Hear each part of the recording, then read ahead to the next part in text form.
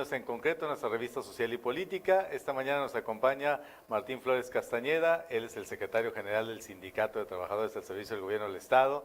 Y con él vamos a platicar, pues obviamente, de cómo está la situación en la burocracia, esta reforma a pensiones que ha ido caminando y en la que se ha discutido mucho desde un punto de vista oficial, desde el punto de vista de los trabajadores. También la opinión pública ha expresado sus puntos de vista con respecto a cómo debería ser una reforma a pensiones que sea justa con quienes han cotizado a este sistema, con los trabajadores, por supuesto. Pero también tenemos que platicar con Martín Flores de lo que es la situación política, porque Martín ha sido, entre otras cosas, pues el presidente del Partido Revolucionario Institucional aquí en el Estado, y seguramente tendrá mucho que decirnos acerca de esta fórmula electoral que acaba de registrar el partido en el que milita. ¿Qué papel van a jugar los burócratas en la campaña, en la contienda electoral? De muchas cosas. Martín Flores, muy buenos días, antes que otra cosa. Gracias, muy buenos días, Adalberto, por invitarnos a esta revista Social y Política. En concreto, nos da mucho gusto poder estar en este espacio. Pues comencemos con el sistema de pensiones.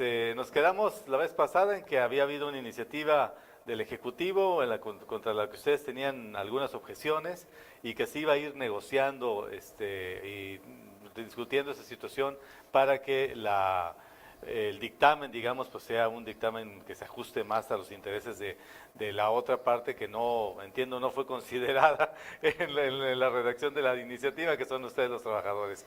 ¿Cómo va este proceso? Mira, efectivamente lo que bien planteas y comentas, es una reforma en la que tenemos más coincidencias que diferencias, pero las diferencias que tenemos son en cómo darle viabilidad financiera. Yo creo que la esencia de hacer la reforma al sistema de jubilaciones es que ya no cargue con el peso financiero solo el Estado, que lo hagamos las dos partes como son todos los sistemas pensionarios, pero que esta nos garantice a los trabajadores la certeza de que tendrá recursos suficientes para pagarnos las jubilaciones al 100% durante los siguientes 100 años. Es decir, construir un sistema robusto. Y eso no lo vimos nosotros en la iniciativa. Nosotros vimos los estudios actuariales y como estaba planteado, era mayor carga para los trabajadores, menor carga para la entidad pública y en riesgo la viabilidad financiera. ¿Por qué? Porque solamente estaba basada en un solo insumo, la aportación de los trabajadores y de las entidades públicas. Porque aquí debe de recordarse que están involucrados los 10 ayuntamientos del Estado, el gobierno del Estado en sus 3 poderes, y todos los organismos públicos descentralizados de carácter estatal o municipal, es decir, todo el gobierno local.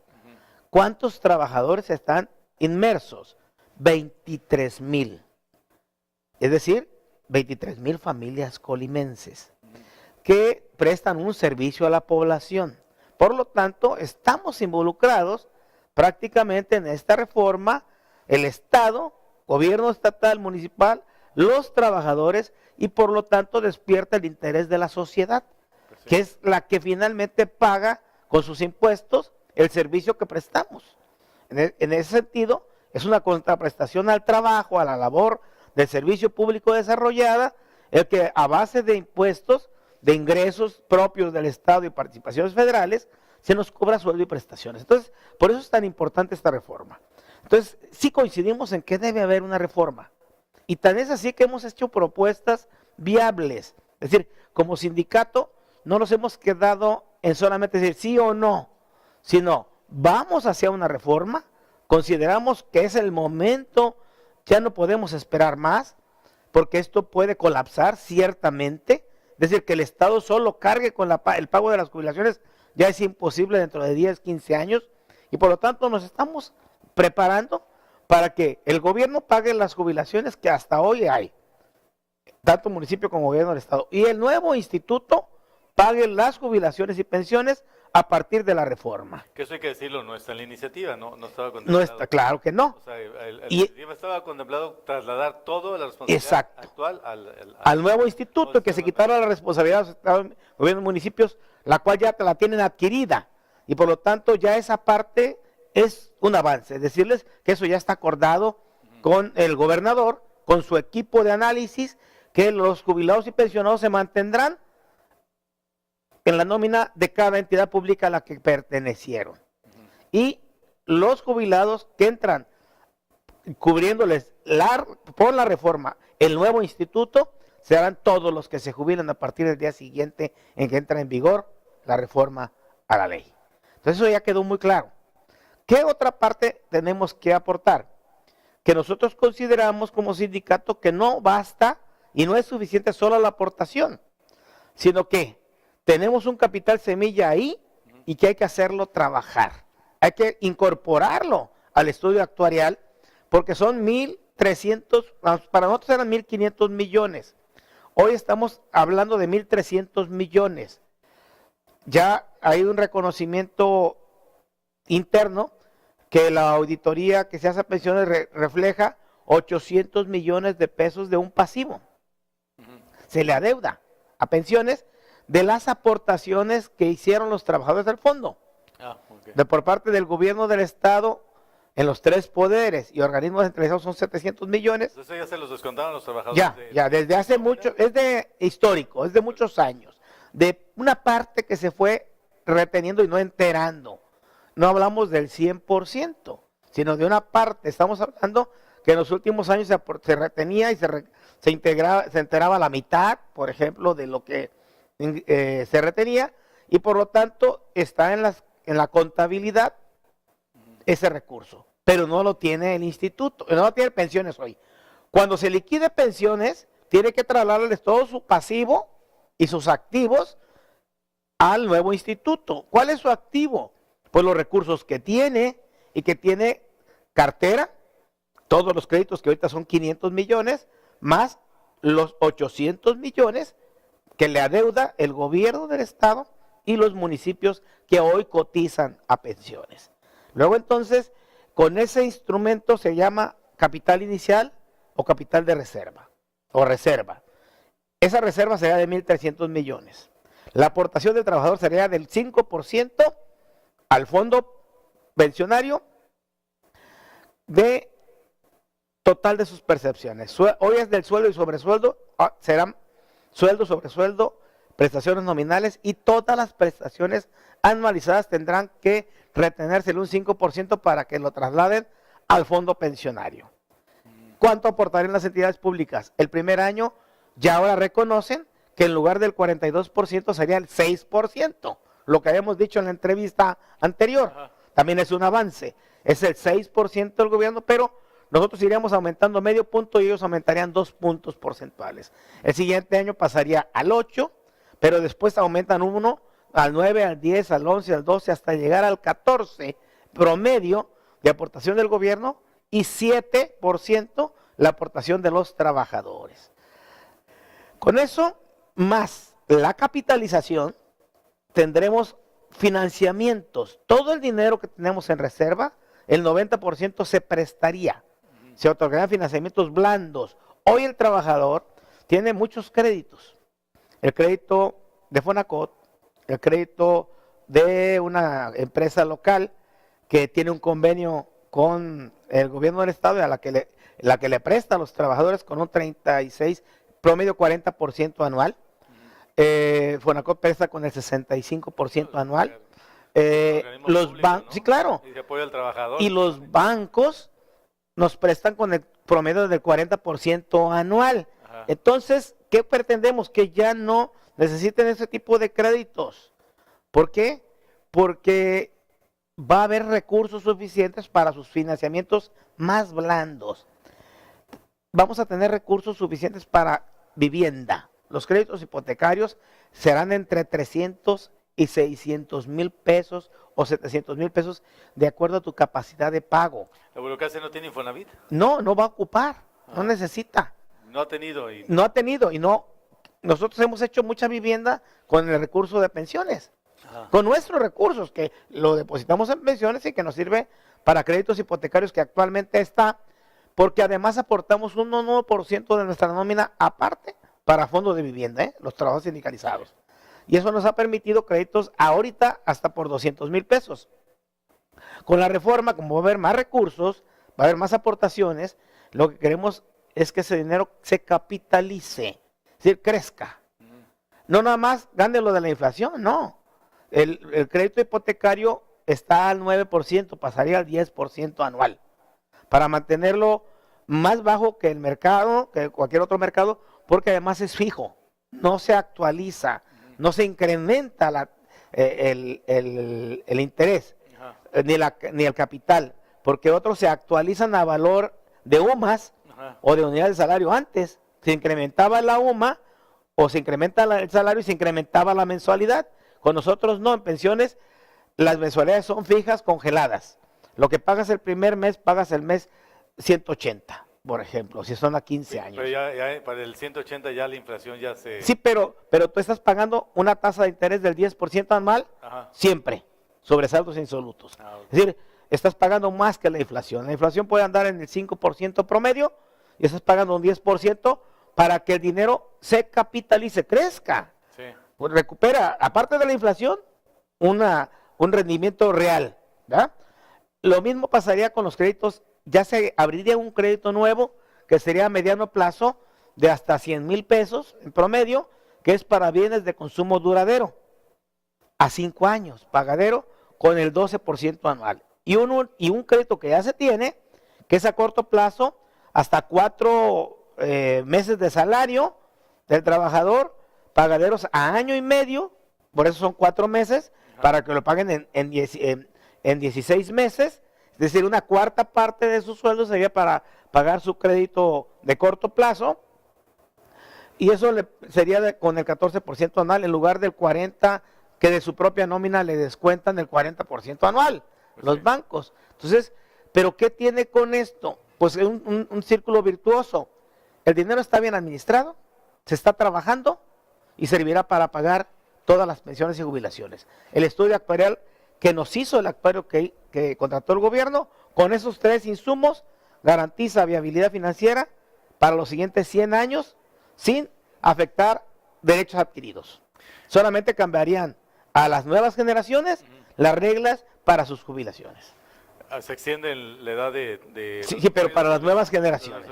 Para los nuevos. ¿Cuánto está calculando que trabajaría? En los actuales, nosotros planteamos que en los trabajos actuales no es necesario si tenemos esos 3 insumos. Ahorita se jubilan a los 28. A los 30 y 28 años de servicio. 28 a las mujeres, 30 a los hombres. Y la propuesta es que sigan los mismos términos y ellos plantean que gradualmente se aumente la edad del trabajador para jubilarse. Se vayan incorporando. Y nosotros planteamos que con este sistema financiero permite y da viabilidad a que no se incorpore la edad gradualmente, sino hasta las futuras generaciones. Es decir, los que van a entrar, nuevos trabajadores, sí entran ya con un requisito de edad. Adicionalmente. ¿Y aquí se empataría años de servicio con edad? Así es, para las nuevas generaciones. ¿A 60 años? O así es, a las nuevas generaciones. Ya las nuevas generaciones. ¿Qué pasó con la representación ante el nuevo instituto de pensiones? Se quejaban ustedes de que había demasiada representación patronal y muy escasa de los trabajadores. Está aceptada que la propuesta del sindicato en la integración del consejo, eso ya está también. ¿Cómo quedaría? Como lo propusimos, con 9 consejeros, muy paritario, mayoría de gobierno, pero estarían representados todos los trabajadores con los 4 sindicatos, 2 federaciones, la Unión de Sindicatos, la Federación de Sindicatos, el Sindicato Magisterial y el Sindicato del Gobierno del Estado. 4 representaciones sindicales y estarían, del gobierno del Estado estaría representado por el gobernador como presidente, el secretario de Administración, el secretario de Finanzas, serían 3, más un representante por los ayuntamientos 4, más el director del instituto 5. Ok. O sea, 5 de las entidades públicas, 4 de los trabajadores. Con voto de calidad del presidente. La elección del director es la propuesta del Ejecutivo. Okay. Sigue siendo no la propuesta del Ejecutivo. ¿No tiene que ser ratificada por el Congreso? No. Como otros organismos autónomos. No. ¿Y de hecho sería un organismo autónomo o cuál sería su estatuto? Sí, es totalmente autónomo e independiente, porque y con esa autonomía técnica y financiera. Se vale de sus propios ingresos. Es decir, él no tendría ni participaciones, ni aportaciones, aportaciones sí, pero no tendría participaciones federales, ni ingresos del Estado. Solamente aportaciones, trabajar el dinero y pagar las jubilaciones y pensiones. ¿Qué vamos a requerir? Un capítulo de transparencia más claro. Sí. Un capítulo de transparencia porque no lo está. es un capítulo completo, desde cada cuenta concentradora, cómo se va a estar monitoreando, qué movimientos bancarios se van a estar revisando semanalmente o quincenalmente, quiénes van a estar atendiendo las transferencias de recursos, cómo va a estar la página de transparencia del nuevo instituto y cómo se están financiando y recuperando los financiamientos y cómo se están pagando las jubilaciones y las pensiones. Cómo se aprueban las jubilaciones y pensiones, que sea de interés público y que sea lo más transparente que exista. Esto le va a dar certeza a los trabajadores. Por eso, aprovecho este espacio para urgir e invitar a los diputados locales que antes de que se vayan a campaña electoral, saquen adelante esta reforma. Sí, por eso, pero la pidieron solamente por el proceso interno. Okay, sí. O sea, van a regresar. Y yo creo que no deben irse a la campaña porque hoy todavía no hay campaña electoral, será hasta abril. Y tienen un periodo para dictaminar la iniciativa. Como la vayan a sacar. Sí. Lo importante aquí es que escuchen a las dos partes. Nosotros estamos platicando con el Ejecutivo, pero no hemos visto el interés del Legislativo. El presidente de la Comisión de Estudio Legislativo nos dijo que iba a revisar punto por punto, coma por coma, letra por letra, párrafo por párrafo, artículo por artículo, esta iniciativa. Y no hemos llevado a cabo ninguna reunión con el Legislativo en estos 2 meses que lleva la iniciativa. Entonces, invitamos, le hacemos una petición al Poder Legislativo, al presidente de Estudios Legislativos, al de Gobierno Interno, a cada coordinador del grupo parlamentario, a que nos reunamos para que conozcan los avances y las propuestas, tanto del gobierno como del sindicato, de los trabajadores, para llegar a un acuerdo, porque si vamos de acuerdo, obtendremos una reforma de gran calado para beneficio no de los trabajadores, sino para beneficio del Estado, porque finalmente si hay un gobierno estatal fuerte, con finanzas sanas, que le aporte al sistema, pero que también los trabajadores le aporten y que nos garanticen las jubilaciones, a nosotros habrá tranquilidad laboral y por lo tanto habrá un clima de armonía y de paz desde el gobierno del Estado hacia la población. Hay que recomendarles a los diputados un curso de lectura veloz para que terminen de leer la iniciativa y analizarla a fondo y se pongan a escuchar a los trabajadores para la verdad se dedican. Vamos a hacer una pausa, Martín Flores. Gracias. En esa conversación regresamos en concreto. Soy Adalberto Carvajal.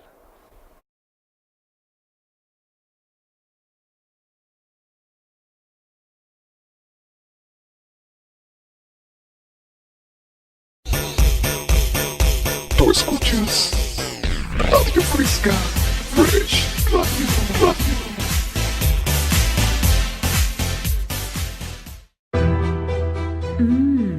Comales de carne asada, chorizo, champiñones, pollo y tatemado en el fogón de Comala Campestre.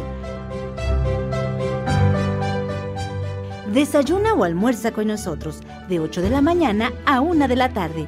Huevos al gusto, chilaquiles verdes y colimotes. El fogón de Comala Campestre.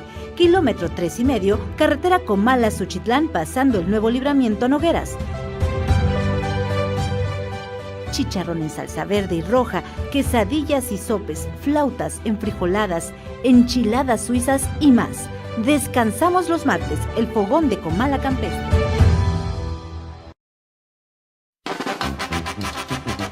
Consienta a su mascota. La atención que su mascota se merece la encuentra en Veterinaria y Alimentos Morelos. Atención al 312-31-24207. Veterinaria y Alimentos Morelos. En Morelos 96, en el centro.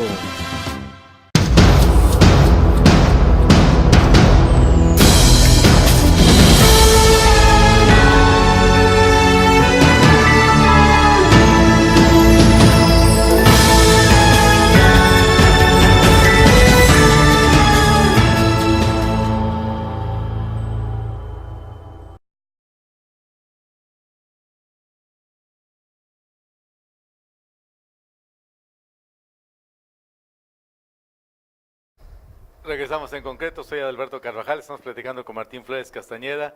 En el corte estamos evocando otras luchas que han tenido los trabajadores para exigir sus derechos y pues esta confrontación que inevitablemente se tiene que dar con el patrón que es el gobierno del Estado.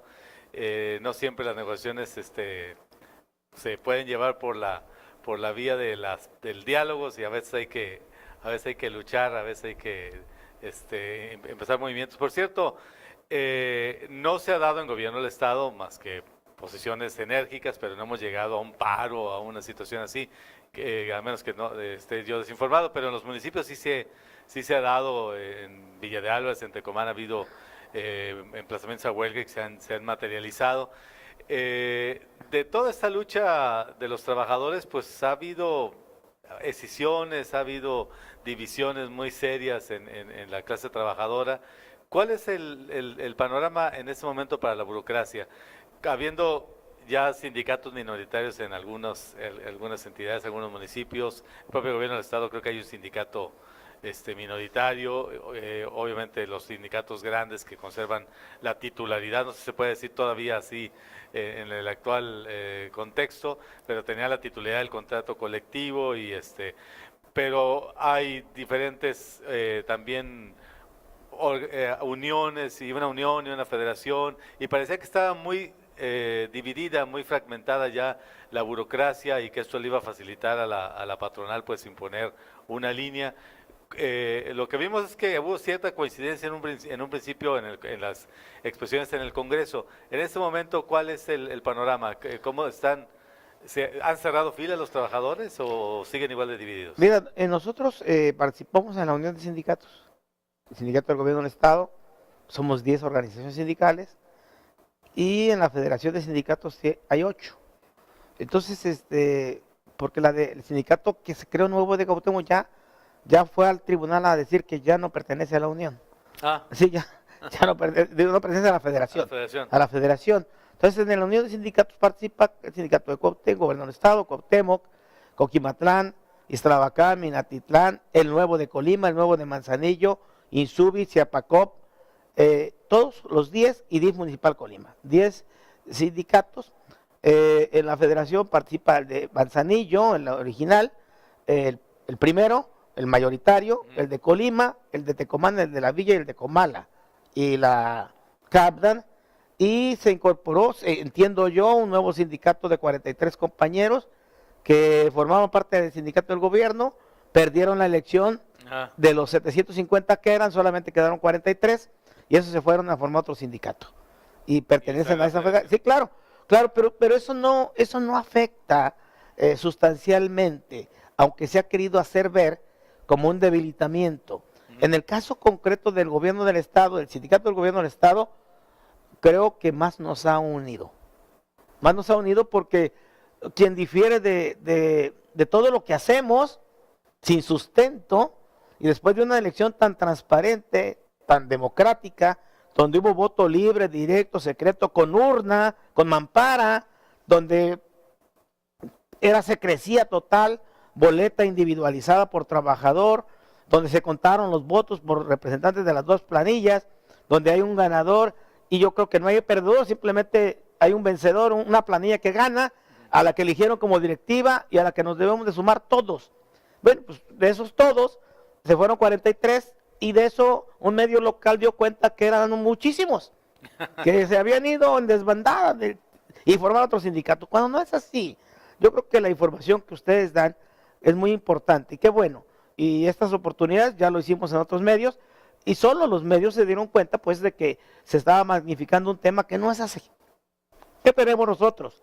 Pues 3,000 trabajadores agremiados que estamos muy unidos y atentos a defender nuestros derechos laborales, y que si otros sindicatos lo hacen o no lo hacen, nosotros no nos afecta, porque sabemos defender lo nuestro, que finalmente los argumentos que llevamos al Congreso le van a servir a todos, sí, a los 23,000, pero no hay un solo organismo sindical que haya hecho un estudio tan profundo y tan completo de artículo por artículo de la iniciativa de ley. Lo hicimos completito. No hay un solo documento en el Congreso que obre donde haya otra propuesta, salvo la de la Unión de Sindicatos, que enriqueció nuestro esfuerzo y lo llevó también artículo por artículo. Es muy interesante. Es evidente que Martín Flores ha llevado la voz cantante en este debate desde la posición de los trabajadores, y que lo que él dice pues le ha servido a otros sindicatos Y que no están en el mismo bando, le ha servido para fortalecer su posición. Sí. Pero esta contrapropuesta que tú le has llamado, Martín Flores, sí, ¿Cómo la nutriste? ¿Cómo se asesoraron? Porque supongo que no nomás de tu ronco pecho. No, que no, O no, sea, no. ¿acudieron a quiénes? Ten- ¿Dónde se asesora un Fíjate, sindicato para fortalecer un argumento como qué este? bueno que nos dices, del mismo actuario, del mismo actuario que contrató el gobierno del Estado, de los datos, Ajá. de la información que es muy buena, o sea, nos despejó muchas dudas. El estudio actuarial es la base de esta reforma. Y la óptica con que apliques el estudio actuarial, donde quién le pone más, quién le pone menos, qué reglas pones, qué reglas quitas, te va a dar la viabilidad financiera. Porque nosotros hicimos un estudio profesional. Por supuesto, nos asesoramos de abogados, expertos en la materia, los que tenemos en el sindicato y externos, amigos. Ninguno nos cobró honorarios. Yo le pedí a amigos que me ayudaran a hacer la revisión y que personalmente la hicimos. Con mi comité, yo reconozco al comité, un grupo profesional, que nos reunimos durante una semana, horas y horas, a revisar artículo por artículo con la opinión de expertos, pero con la práctica que tenemos de el ejercicio. Tenemos contadores, tenemos administradores. Entonces, la parte financiera la vi con el área contable del sindicato. Ahí no ocupé, salvo el estudio actuarial que nos lo hicieron expertos en estudios actuariales, donde hay diferentes algoritmos, muchísimos, que finalmente te llegan a una conclusión. Te llevan a esa conclusión de darle viabilidad a este sistema. Entonces, sí nos asesoramos, pero el comité directivo sesionó, todo el comité completo en la sala de dirigentes durante una semana hasta sacar este documento que le presentamos al Congreso. Había una Federación Nacional de Sindicatos Sí, de Trabajadores sí, al Servicio de los Gobiernos. nos ayudó. ¿Existe todavía? Sí, claro, nos ayudó. ¿Tienen algún centro de estudios No. o estudiaron cómo se Un dio análisis la reforma comparado. en otros Exactamente, qué bueno que lo dices. Un análisis comparado. Hicimos un análisis comparado de antes de que nos llegara la iniciativa, nosotros estuvimos en Jalisco, en Guadalajara, con la Federación de Sindicatos de Jalisco, que aglutina a 60,000 trabajadores y tienen un sistema de pensiones muy robusto, que viene desde hace mucho tiempo funcionando y que lo enriquecieron con reformas. Vimos el de Sinaloa, vimos el de Querétaro, vimos varios, el de Guanajuato. El gobierno hizo lo propio, es decir, la federación nos facilitó la conectividad y la interacción con otros sindicatos estatales y municipales, otras federaciones, que nos permitió ir con nuestro dirigente estatal de la Unión, Irving Isaias Lepe, a donde sí fuimos a encontrarnos con el Consejo de Pensiones del Estado de Jalisco, con la parte sindical de Jalisco y con el alcance que tiene este sistema.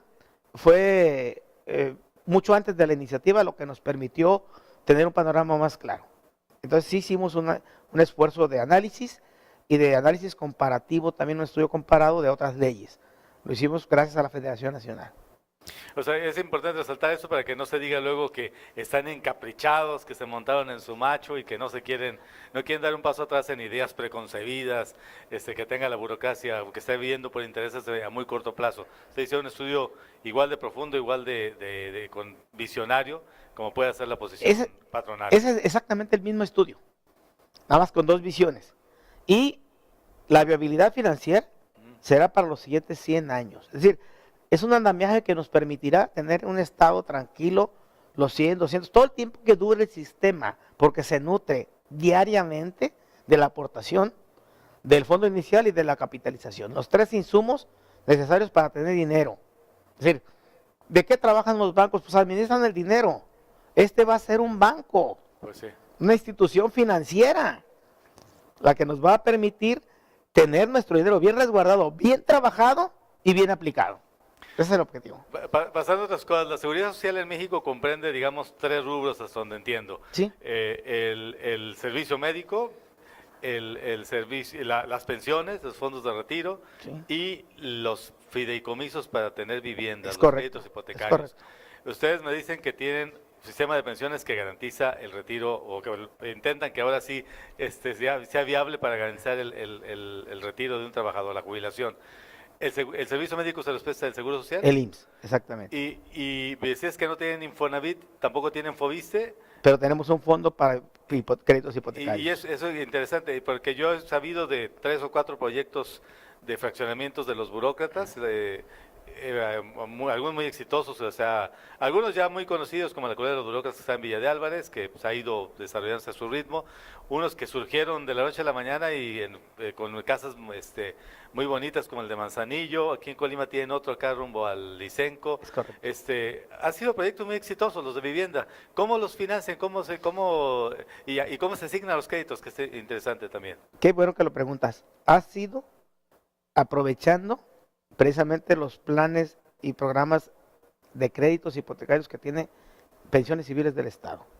Con las deficiencias que tiene de la aportación y aun cuando no le enteraban todo el recurso, tuvo suficiencia para, en los últimos años nosotros tenemos más de 1,500 acciones de vivienda de pensiones del Estado. Más de 1,500. Y con este programa que vamos a emprender, llegaremos a más de 2,500 acciones, es decir, casi el total de trabajadores tendrá un beneficio de crédito de vivienda. Alguien dijo que habíamos hecho mal con utilizar los créditos para vivienda. Gracias a ello el dinero se mantuvo activo. Es decir, el dinero que depositamos en pensiones se aprovechó, pero además pagamos intereses. Es decir, lo retiene nuestro crédito. Haz de cuenta que tienes un Infonavit o Fobiste en pequeño, a nivel local, no nacional. Pensiones, el nuevo instituto con la reforma tendría mucho más recursos. Tendría créditos, hoy son a 200,000 pesos por el fondo adicional que tenemos como trabajos sindicalizados, pero tendrá para todos, de confianza, para todos los municipales y estatales, había financiamientos entre 300 y 700,000 pesos, de acuerdo a su capacidad de crédito. ¿Quiénes tendrían 700,000 pesos? Pues los que ganen de 20,000 pesos en adelante mensuales, porque otros no podrían pagar ese crédito. O sea, tienes que tener ingresos para que contraparte te presten lo suficiente para una vivienda. Si tu ingreso es mayor, tienes derecho a una vivienda y la vivienda la vas a hacer tú, o te la va a hacer un constructor, el que tú decidas. En el caso nuestro nos organizamos para desarrollar proyectos integrales de vivienda. ¿Qué hacemos? Abaratamos mucho los costos porque llevamos a cabo el proyecto en 3 etapas. Primero, compra de la reserva territorial por parte de los propios trabajadores con dinero propio, sin dinero de pensiones, con ahorros. Se compra la tierra. Hoy tenemos 23.5 hectáreas disponibles, ya con los socios, trabajadores que serán dueños de los lotes y próximamente de las viviendas. Segunda etapa, urbanización. La hace el propio sindicato directamente con de las calles, todo lo hacemos. Nos ayuda el gobierno a hacer el proyecto ejecutivo por conducto de Insubi y Seidur. Nos apoya y eso ya está de acuerdo con el gobernador. Y ya estamos trabajando en ello. Ya está haciendo el levantamiento topográfico, ya el terreno ya se pagó. Vamos por la urbanización a partir de mayo. En agosto. Estamos hablando de un fraccionamiento de este año. ¿Dónde en la zona noreste de Colima son 2 fraccionamientos en frente de la escultura de Sebastián, la puerta del Camino Real. Okay. Libramiento a Guadalajara. En la zona noreste de la ciudad de Colima. Con acceso con acceso directamente del libramiento, directito. Directo, y con acceso también por la avenida de las Torres. Que es la que va a Licenco. Así es, y por la de Licenco. Va a tener accesibilidad completa, 3 accesos. La de las Torres que viene desde la parte sur, es la misma, llegará hasta allá. Es paralela al libramiento, ¿verdad? Es casi paralela, va un poquito abriéndose hacia la izquierda y una va hacia la derecha, pero se van abriendo hasta separarse completamente. La otra llega casi hasta Trapiche. Okay. Sí, va a llegar por un lado de Trapiche, pero todavía nuestros fraccionamientos serían en el límite entre Colima y Trapiche. Todavía está en Colima, no en Cuauhtémoc. Son una parcela más arriba es la última de Colima. O sea, muy bien comunicados. Están muy bien conectados, hay una gran conectividad, habrá mayor conectividad porque tendremos que desarrollar una avenida principal de acceso que permita el flujo vehicular en doble sentido, en 4 carriles. Entonces, todo está proyectado para que terminemos de urbanizar en agosto o septiembre y a partir de esa fecha entran los créditos hipotecarios para construirles la vivienda a los 950 trabajadores. Ahorita que han hecho aportaciones para pagar el terreno. El terreno y para urbanizar. Ah, ok. Con dinero de los trabajadores. Va a costar el lote en el primer fraccionamiento 85,000 pesos de 140 metros cuadrados, cuando comercialmente andan 200,000. Pues sí. Y el segundo en 115,000, los mismos 140 metros cuadrados, y ahí es un poco más plusvalía, andaría como en 230, 240,000 el lote. O sea, te costaría el doble comprarlo. Sí. Como es tu propio dinero el que se administra, te sale a la mitad. Y se paga todos los derechos municipales, estatales, el pago de impuestos, que son bastante. No, para darte un dato, para la adquisición de la reserva territorial hemos pagado de impuestos más de 1 millón de pesos al municipio de Colima y al estado. O sea, pagamos como cualquier contribuyente. Sí. No por ser trabajadores del gobierno del estado dejamos de pagar. Pues no. Entonces adquirimos, pagamos, urbanizamos y construimos viviendas. Es un programa bastante generoso gracias a la confianza que nos hemos ganado de los trabajadores por la eficiencia y la transparencia en el manejo de su dinero, que lo hacemos, convertimos en patrimonio inmobiliario. Creo que es algo que se les queda de por vida. Como tú bien dices, los fraccionamientos Diamante y Delfines son ejemplo de un éxito completo que nos permitió que cuando convocamos a nuevos compañeros a hacer fraccionamientos, en lugar de, no, pues se apuntaron 1,500. O sea, tenemos pendientes algunos que faltaron. ¿Sí? Vamos a hacer una pausa en esta conversación con Martín Flores Castañeda y regresamos en concreto. Soy Adalberto Carvajal.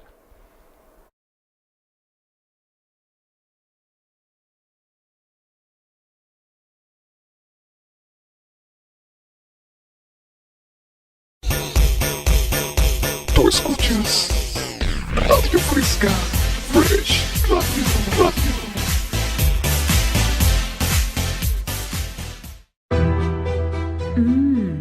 Comales de carne asada, chorizo, champiñones, pollo y tatemado en el fogón de Comala Campestre. Desayuna o almuerza con nosotros de 8 de la mañana a 1 de la tarde. Huevos al gusto, chilaquiles verdes y colimotes. El fogón de Comala Campestre. Kilómetro 3,5, carretera Comala-Suchitlán, pasando el nuevo libramiento Nogueras. Chicharrón en salsa verde y roja, quesadillas y sopes, flautas, enfrijoladas, enchiladas suizas y más. Descansamos los martes, el fogón de Comala Campestre.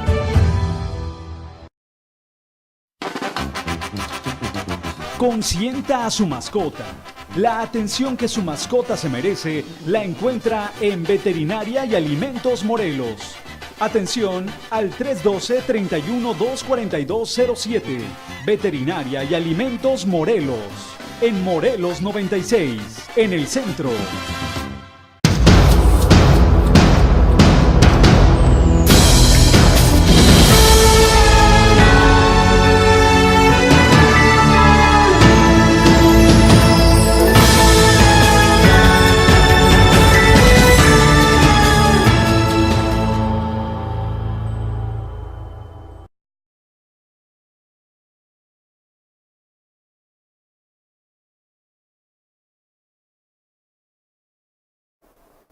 Ya regresamos en concreto, soy Adalberto Carvajal, estamos platicando con Martín Flores Castañeda, es el secretario general del Sindicato de Trabajadores al Servicio del Gobierno del Estado.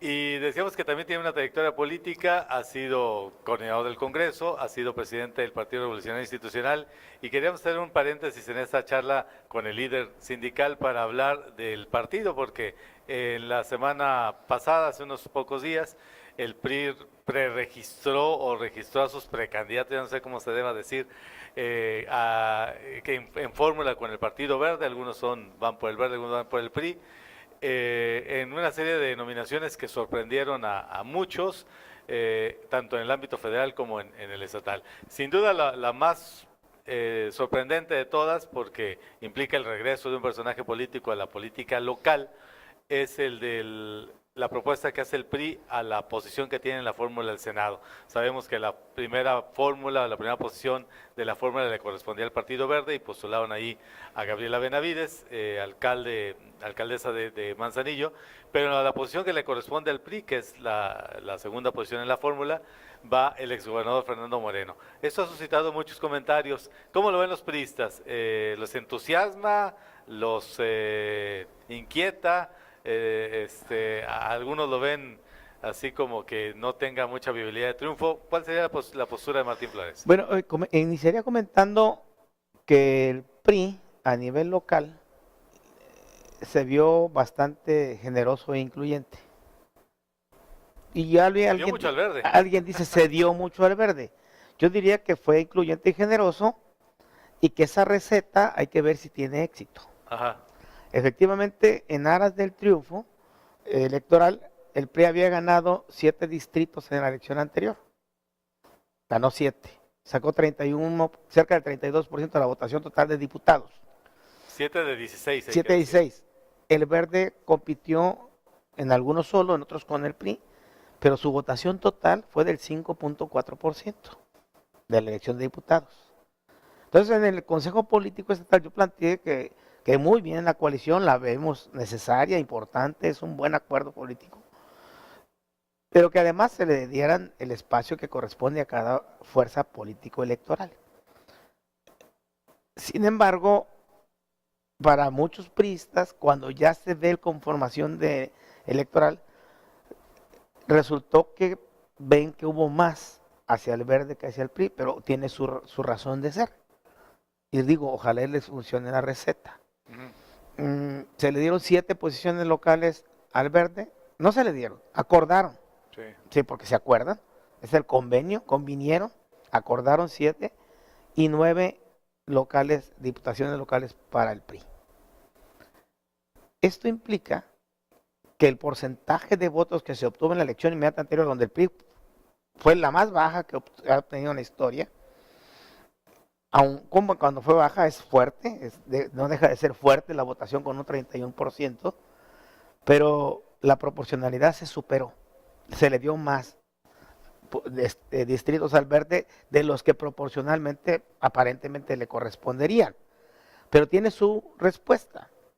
No son militantes originalmente verdes, sino gente que estuvo en el PRI, en el PAN, y que al haberse salido de hacer alianza con el PRI de alguna manera en muchas decisiones legislativas, encontraron espacio en el Verde. Y ahí lo vemos con 3 candidaturas a diputados locales que siendo diputados del PAN se fueron al Verde. ¿Sí? Y esos 3 pues aumenta al número de 7. Candidatos verdes originalmente son 4.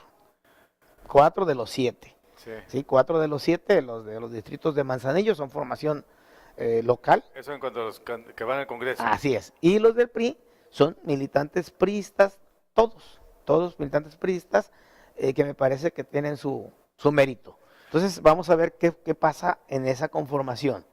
Si los jóvenes cuadros priistas se sienten bien y superan ese traguito que sintieron de que yo no fui tomado en cuenta, porque eso es lo que hay que superar. Sí. Es decir, tienes un instituto de formación y capacitación política formando muchos cuadros y al final los espacios se redujeron y no permitieron el acceso de muchos priistas. Entonces eso es lo que hay que ver. Y a nivel federal, ¿qué pasó?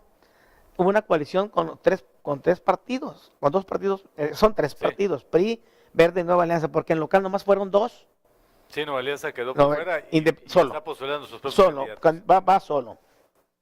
Pero a nivel federal van juntos. ¿Qué le tocó al Verde en lo federal? De 4 posiciones, 1. Pero la más importante. La primera fórmula al Senado es quien encabeza la fórmula federal en el Estado es el Partido Verde. Así de claro. Entonces ahí se muestra la fuerza política que le dan al presidente del Verde, quien es precandidato a la presidencia de Manzanillo. Tenemos una precandidata al Senado, que es Gaby Benavides. Tenemos un precandidato a la presidencia municipal de Manzanillo, que es Virgilio Mendoza, que eran de Acción Nacional, hoy son verdes. Y tenemos 3 posiciones del PRI. La segunda del Senado con el señor Fernando Moreno Peña y los 2 distritos federales. Y me parece que es ahí donde se encarna en el ámbito federal. Meli Romero. Claro, Meli y Pico Cepeda. Y se encarna la esperanza de los priistas en el futuro. Siempre una elección despierta lo que es inmediato y lo que es el futuro electoral para el Estado. Los priistas y los colimenses, los que les gusta la política, por supuesto que están pensando no solamente en el 18, ya están pensando cómo va la visión de futuro hacia el 21. Y parecería quien encabeza la fórmula al Senado, o quien vaya del PRI al Senado, encarnaría la esperanza del 21. Pero en el caso del PRI no lo es. El señor Fernando no puede. No puede volver a ser No gobernador. puede, está impedido.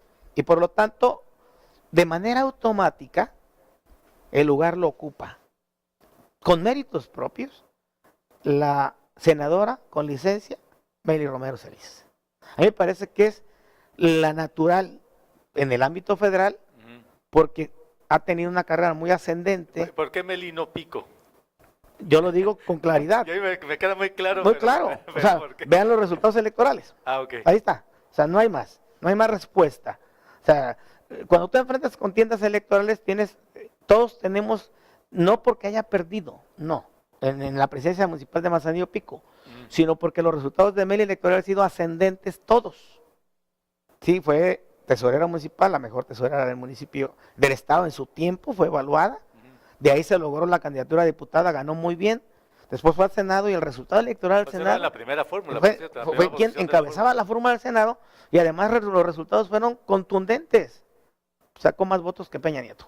Después de 2 derrotas que había Sí. sufrido la fórmula del Del PRI, Senado. en 2000, en 2006, en 2012 recuperan Exactamente. la mayoría. La mayoría, pero de manera contundente. Ajá. Con la más alta votación histórica del Estado. Como PRI, ¿eh? Como PRI. Porque en el Senado íbamos solo con el verde. Ajá. Sí. Ah, es cierto. ¿Sí? Entonces, De hecho, Itzel Ríos fue senadora, pero por el verde. ¿no? exactamente. Se la prestaron. Sí, exactamente. Y luego se formó parte del grupo parlamentario del PRI. Sí. Porque tienes derecho a, ya electo, decidir a qué grupo Ah, ok. perteneces. Entonces, las dos, pero particularmente en el caso de Meli, porque siguen en el proceso, hoy en Sí. podemos decir que su carrera electoral, su trayectoria electoral es muy contundente y eso despierta de manera natural, pues, la esperanza. Porque todos vivimos en el ámbito del ser humano, es aspiracional. ¿A qué aspiras? Bueno, a tener un representante que sea completo, que sea contundente, que te represente y que defienda tus intereses. Y en este caso, creo que es el caso de Meli. En el ámbito local, en el caso del Verde, bueno, el Verde va a buscar también posicionarse porque ya es la primera fuerza electoral en esa coalición. O sea, pareciera. Sí. Sí, o sea, pareciera porque encabeza la fórmula federal. Eso no hay, ya no, nadie lo puede negar. Entonces, Gaby Benavides sí gana. Fernando Moreno le puede ayudar a Gaby. Porque si se gana la fórmula del Senado, porque Gaby puede llegar aunque no gane la primera. Siempre cuando queda en segundo lugar. Sí, siempre y cuando quede en segundo lugar. Senadora por la primera. Y entonces minoría. Eliseo Fernando no llega. ¿Y qué pasaría entonces si llegan ganando? Quien da las cuentas de haber aportado lo suficiente y haber valido la pena la coalición con el Verde se llama Gabriela Benavides. Y el otro que puede dar buenas cuentas es Virgilio Mendoza, jefe de grupo político de los Verdes. Sí. Y porque además va por Manzanillo, pero ambos tienen que ganar. Para luego en el 2021 tener la esperanza de decir, seremos quienes encabecen fórmula coaligada. El otro proyecto que se puede construir de esperanza en lo local, porque ese ya es en lo local, es el de Virgilio por un lado, en la coalición, y el de Romero por otro lado, en el PRI, José Manuel PRI Romero Verde, está porque ahorita apuntado están para la juntos, alcaldía de Colima. de Colima. ¿Por qué? Porque esas dos alcaldías han nutrido Bueno, ¿y en dónde quedó Toño Carrillo todo esto? Que lo habían puesto ahí a calentar la banca.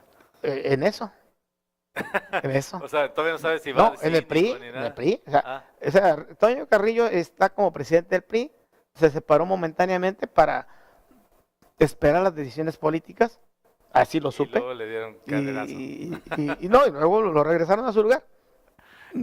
Es muy interesante lo que dices de cómo los cuadros del Verde que es un partido, espero que no se enojen los amigos del Verde, pero es un partido sin forma, es un partido un poco amorfo, Total, así. porque pues son puros jefes sin ningún apache, o sea, yo no veo estructuras del Verde, no veo bases ecologistas aquí en Colima. Seguramente los tienen porque creo que hicieron ahí, yo veía a Chinto ahí apuntando a mucha gente, Mariano Trillo haciendo afiliaciones masivas, pero me supongo que esos cuadros del Verde pues son un poco prestados por el PRI también, o es gente que tiene como que la doble camiseta, se le dicen, no les pueden decir que no a los del Verde, pero su corazón está realmente en el PRI. Es un partido que no existe. Pragmático. Son como, pues es una especie de marca que le permite regresar a muchos priistas a la esfera del oficialismo, pero no solamente, no existe como estructura. No solamente priistas, yo diría que a nivel nacional, pero particularmente en Colima, se nota un pragmatismo político puro. O sea, de donde provengas, aquí hay lugar siempre y cuando en tu espacio de otro partido no te den un lugar o no te conviene, ya vente para acá. O sea, eso se nota. Habrá que ver si te alcanza para proyectos de largo plazo, de largo alcance, no coyunturales, porque la política es de tiempo y circunstancias, sí, pero también es de proyección y de planeación. O sea, los partidos para consolidarse, como el PRI y el PAN, tienen su historia de muchos años, aunque se les cuestione, se renuevan. O sea, el partido es el mismo, pero se han renovado en sus estructuras, en sus documentos, en su plataforma electoral, y se han adaptado a su tiempo y su circunstancia. Y hay partidos emergentes que surgen, crecen y después desaparecen. Entonces, el Verde se ha mantenido también con un buen pragmatismo, una buena vinculación con empresas televisoras nacionales, porque ellos buscan cómo generar espacios, por ejemplo, a las 2 televisoras en el Senado y en la Cámara de Diputados para que les cuiden sus intereses. Sí. A las 2 empresas televisoras nacionales, el Verde le tiene sus espacios. Sí, la telebancada ahora es del Verde. Por supuestamente. Entonces, eso le permite tener un espacio de difusión, una marca que está trabajando. O sea, yo entiendo que esto se llama pragmatismo político. Pero sí nos queda muy claro que si en 3 años quieren los del Verde, la cúpula del Verde, el Niño Verde y sus amigos, que en Colima hay un gobernador verde, como lo hubo en Chiapas, como lo hay en Chiapas ahora, con el esposo de Anaí, pues Sí, tienen que crear una estructura verde. Ellos están trabajando en eso. Fortalecerla. Están trabajando en Colima. En Chiapas creo que ya se les acabó ¿Sí? el tiempo. Duraron un periodo ya. Demostraron que no fue tan eficiente, entonces ahora ya va a ser un candidato del PRI. Y luego hay una desbandada de verdes en Pues Chiapas, porque ya no les tocó la gubernatura y tenían mayoría en el Congreso, los verdes. Entonces les hicieron lo que el PRI, se dio ahora el verde lo que se dio el PRI hace 6 años en Chiapas. En Chiapas se dio el PRI hace 6 años teniendo mayoría, o sea, no era mayoría total, pero tenía mayoría de legisladores. Aún así tuvo que dejarle lugar a un militante verde a la gubernatura. Y finalmente hoy regresa el PRI. La candidatura de Chiapas es PRI. Hace 3 años vimos un fenómeno en Colima en donde en algunos municipios había candidato del Verde y candidato del PRI. Y el candidato del Verde incluso le ganó al del PRI en dos casos, no sé, recuerdo si en Armería y en Minatitlán fue el otro candidato. Sí, y en los otros 2 ganó el PRI. El PRI le ganó al Verde. Si en los 2 había Verde. En 4 íbamos solos. En 2, donde ganó el Verde, ¿iba solo el Verde? Iba solo. Ya no me acuerdo. Pero Mira, iba en 4 solo. Iba en Minatitlán, Armería, Ixtlahuacán y Comala. En 2 ganaron. En 2 ganaron el PRI y en 2 ganó el Verde. O sea, la coalición ganó 4, pero íbamos solos. Ahí el gobernador ganó en los 4. Pero porque iban los 2 partidos, nada más con candidatos propios. Pero con candidatos propios, pero estaban en el local. Esa coalición, a mí me tocó presenciarla, ser partícipe de alguna manera, porque bueno, estando como legislador, los legisladores tenemos participación política, y coordinador del Congreso, de los diputados priistas en el Congreso, bueno, tuvimos participación. Y el que se fuera parcial fue una propuesta del Verde para acreditar de que estaban hechos. En el ámbito municipal, sí acreditaron en 2 municipios haberle ganado al PRI, pero en el ámbito de distritos locales jugaron en 5 distritos, si mal no recuerdo, los 3 de Colima solos. Ujú. El de Comala, el de Armería, no, el de Armería no, el de Manzanillo 1, jugaron en 5 distritos solos. Ninguno pudieron ganar. Ninguno pudieron ganar. En esos ganó el PRI o lo ganó el PAN. Así fue, por ejemplo, en Colima. Ujú. Iban solos PRI y Verde en los 3 distritos. ¿En qué ayudó esa coalición? En que pues no ganó ni el PRI ni el Verde, ganó el PAN los 3 distritos. En Manzanillo pasó Para los ayuntamientos. Sí, para los diputados Los locales. diputados locales. Los diputados locales. Y Y también en también los ayuntamientos. ayuntamientos también, Sí, muchas también veces el influyó. Verde le hizo la malobra ahí. Más que malobra, la confusión. Y eso creo que obligó que hoy sea una alianza total. No puede ser Pero no parcial. entró Nueva Alianza, es a lo que Por quería eso no entró llegar. Nueva Alianza, porque también quería sus espacios y no les alcanzaba la distribución de escaños. Si a Nueva Alianza le dice, si al Verde le das 7, pues a mí me das, acuerda conmigo 2 o 3 espacios. Ajá. Entonces, 7 y 3, 10 y al PRI le quedaban 6. Pero van a ir por su O cuenta 7 y los 2, de Nueva 9, Alianza en todos los distritos todos los distritos, en locales, todos los que lo municipios, que yo todos los sé, sí. ayuntamientos. Tienen que ir porque Y no le va a robar votos a la coalición PRI-Verde, que Nueva Alianza, que están en la misma coalición con MIT a nivel nacional, pero en lo local juegan por separado. ¿No se va a repetir el fenómeno de hace 3 años? su trabajo político será apuntalar la campaña federal nacional de presidencia de la República. Creo que en el ámbito de diputados y senadores se mantiene, creo, hasta el momento, porque les dejan la suplencia del Senado, la primera fórmula. Sí. Pero quizá ya cambió el escenario porque va mujer y ya no va a ser hombre el suplente, va a ser mujer de Ajá. Nueva Alianza, tiene que ser mujer. No puede ser suplente un género distinto Ajá. a titular. Entonces, estaremos por ver si cambia la coalición, porque puede haber cambios, también en lo local y en lo nacional, hasta antes del registro de los candidatos puede haber modificación al convenio de coalición. O sea que todavía podría integrarse Nueva Alianza a- Así es, por eso yo digo que esperemos el registro de candidatos. O sea, hasta entonces sabremos quiénes son los que quedaron. Pero ahorita todos son precandidatos. Ahorita no hay campaña, hay pre-campaña, hay procesos internos de los partidos políticos y coaliciones.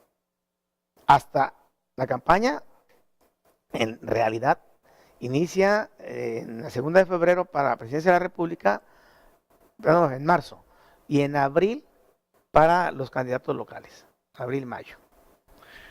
Entonces, ¿cómo ves tú las perspectivas para la coalición oficialista, que ahorita en momentos PRI-Verde podría sumarse Nueva Alianza? ¿Crees que le ayude a llegar a MIT, o estará supeditada a lo que MIT pueda jalar como candidato presidencial? Lo local en Colima ha sido distinto de lo federal. Cuando el candidato federal arrastra hacia arriba, sí le ayuda a los candidatos locales. Cuando el candidato federal no levanta, los locales pueden salir. Eso pasó con Madrazo en el 2006 ¿Qué pasó con la Bastida? y con la Bastida. O sea, sí, la elección federal sí juega muy Sí. muy cercana a la candidatura presidencial, pero la elección local es muy sui generis. Y bueno, históricamente en Colima vemos que no se comporta igual. El efecto sí influye un poco, pero el efecto hoy, el efecto al que debemos de vigilar, observar y atender y ver, pues es el efecto de una coalición que se llama Cambio Verdadero. Esa coalición Ajá. trae un efecto nacional, y pues que su partido no lo representa. En Colima no vemos fuerza electoral aparentemente en los partidos coaligados en esa coalición de Andrés Manuel. Sin embargo, me parece que a lo largo de la campaña se podrá ver si se convierte en un tercio también en el estado o no, en el ámbito federal. En el ámbito federal. ¿Sí? Y que en el ámbito local también surjan algunos municipios donde ciudadanos o gente que se incorpore a esos partidos, a esta coalición, le dé votos importantes. Creo que esa es la mejor evidencia de que el ámbito federal se juega diferente en lo local aquí en Colima, porque si a nivel federal realmente quien tiene presencia es López Obrador en Colima, pues parece que se va a polarizar la situación entre la coalición que encabeza el PRI y la coalición que encabeza el PAN. Exactamente. El Frente y la coalición PRI, el Frente, que es PAN, PRD, MC, y la coalición que encabeza el PRI Verde y Nueva Alianza a nivel federal y a nivel local PRI Verde. Entonces, eso creo que hay que verlo en la elección de julio. Todavía falta mucho. Sí. Sin embargo, los colimenses estarán atentos a qué proponen los candidatos. Va a haber una campaña de lodo muy intensa. Va a haber ring. Se van a subir al ring varios. Ya el licenciado Fernando dijo que él quiere ring, que le pongan al que se ponga enfrente, pues le va a topar. Y creo que se va a poner interesante. Parece que esa va a ser su chamba, ¿no? Va a ser interesante, y bienvenido al proceso electoral, pero sí es como parte de mi formación política. Como sindicato, comentarte que habremos de mantenernos atentos al proceso, pero sin desatender por ningún motivo nuestra actividad laboral. Es decir, nadie puede descuidar su desempeño laboral por actividades político-electorales. Nadie. So pena de ser infractor de la ley, violentar la ley y tener responsabilidad. Por lo tanto, en horarios de trabajo nadie podrá hacer actividades político-electorales y mucho menos salirse del horario de trabajo para actividades político-electorales. El trabajo no debe de desatenderse. Colimas deberá seguir bien atendido el gobierno del estado y los municipios, y las campañas se harán con los candidatos, y los compañeros trabajadores que deseen participar lo deberán de hacer fuera de su hora de trabajo. Pues con eso nos despedimos. Martín Flores, muchas gracias. Gracias a ti. Es el líder del Sindicato de Trabajadores al Servicio del Gobierno del Estado. Y yo soy Adalberto Carvajal. Nos vemos aquí la próxima en concreto.